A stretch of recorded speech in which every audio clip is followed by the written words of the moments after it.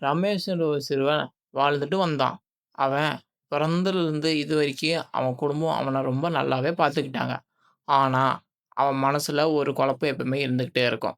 அதுதான் அவனோட பயம். இவனுக்கு 6 வயசு ஆனபோது, இரவுல விளக்க அணைச்சுட்டாலே போதும், அவன் மனசுல அச்சமும் வந்துரும். மனசுல எப்பயும் இருட்டுல பேய் வந்தா நான் என்ன செய்வேன்? அப்படின்னு ஒரு எண்ணத்தோடயே அவன் இருப்பான். அது இருட்டுல கதவு தட்டுற சத்தம் கேட்டாலே, அருண் ரொம்ப பயந்து அவங்க அம்மாவ தான் கூப்பிடுவான். அருணோட தாத்தா ஒரு பழைய கதைய அருண்கிட்ட சொல்லிட்டு இருந்தாரு. அந்த கதையில காட்டு பக்கத்துல ஒரு பயங்கரமான ஒரு பேய் சுத்திக்கிட்டு இருக்கு அப்படின்னு சொல்லிக்கிட்டு இருந்தாரு. தாத்தா சொன்ன அந்த கதைய கேட்டு ரமேஷ் இரவெல்லாம் ரொம்ப பயந்து நடுங்கிட்டு இருந்தான். ரமேஷுக்கு சின்ன சின்ன ஒலிய கேட்டாலே அது பேயா இல்ல நிழலா அப்படின்னு நினைச்சு ரொம்பவும் பயப்படுவான். ரமேஷோட பயத்தினால ரமேஷோட அப்பா அவன அடிக்கடி எப்பயுமே ஊக்குவிச்சுக்கிட்டே இருப்பாரு. ரமேஷோட அப்பா ரமேஷ் கிட்ட வந்து, "ரமேஷ், இங்க பாரு, இந்த உலகத்துல பேயின்னு எதுவுமே கிடையாது.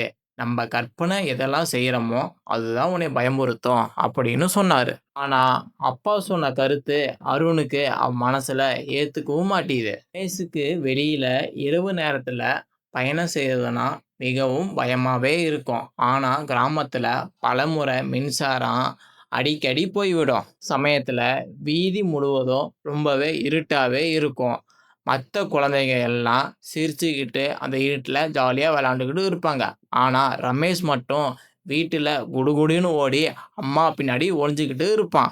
ரமேஷ் மனசுல ஒரு சந்தேகம் வந்துச்சு.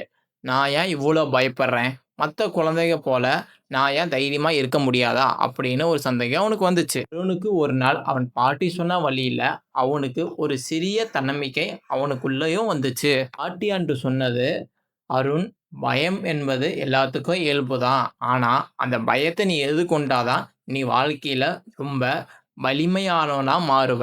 அப்படின்னு பாட்டி அன்னைக்கு அருண்ட்ட சொன்னாங்க.